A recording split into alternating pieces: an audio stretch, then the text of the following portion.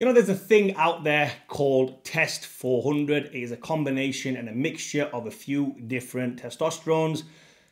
Why the hell would you want to do all that kind of shit? Here's the thing about testosterone, TEST-400, which I don't like. And by the way, this is not personal experience. Never used it, never have, never will. And I'll tell you why. In fact, let me tell you something first.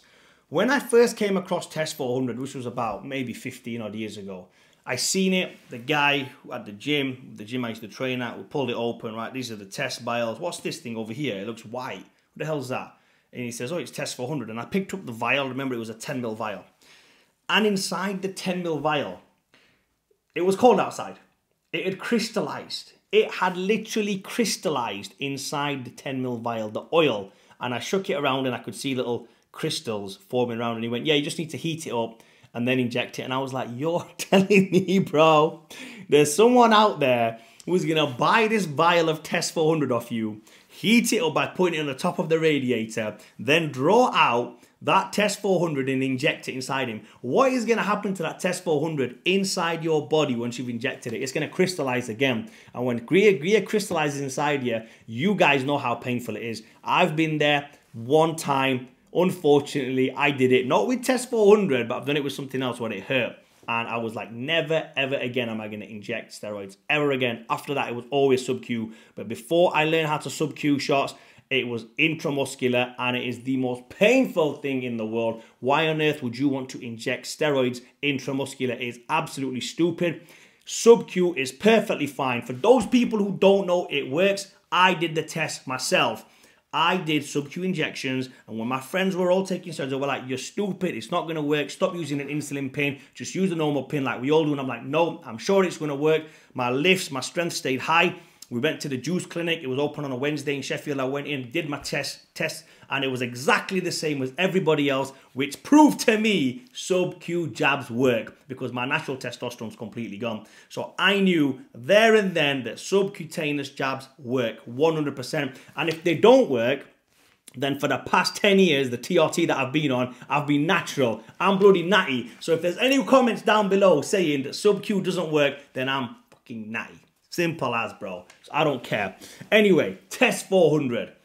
When you inject it inside you, there's so many different esters in there. Slow acting, fast acting, medium chain, whatever it is. I don't know the exact thing that's inside there. And I don't care. Personally, I don't give a shit. You either listen or you don't. Don't take it. And I'll tell you another reason why. So if you take certain drugs and you have a reaction to those certain drugs, or there's an issue with you. Now, in the steroid game, you can get acne, you can get oily skin, you can get high blood pressure, you can get bitch tits, you can have hair loss, you can have all these things. If you are taking a compound for 2 to 3 weeks, single compound, and you know this compound is causing this side effect, then all we need to do is take out that compound. It's very simple. We know the compound we're taking. This is causing us this, take that compound out. If we are taking multiple compounds at the same time, or the multiple compounds that are in 1 ml, how do we know which thing in there is causing us the side effect? We don't. So we have to then stop all of it, but there might be certain things in there that are good. So for example, if you were to take Test and Trend together, mixed in 1 vial, we don't know which is causing us the shit. We don't know which is causing us the acne, the Test or the Trend.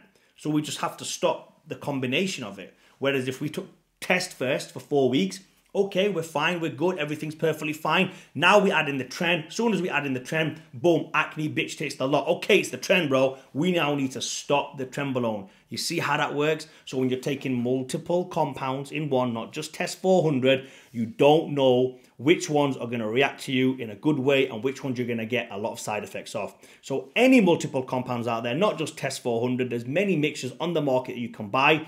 I don't care what brand name they label under nowadays. I don't care which pharma grade things you guys think you're getting, because there's no pharma grade stuff that's a mixture of 2 items in 1. Do not get it. Do not buy it. And if you're selling it, give it back to the manufacturer, whoever's fucking cooking it. You know what I'm trying to say. So yeah, so there you have it. Stop the TEST-400s. Hopefully this video gave you some value. Comment down below if you have been a victim of TEST-400 and like the video.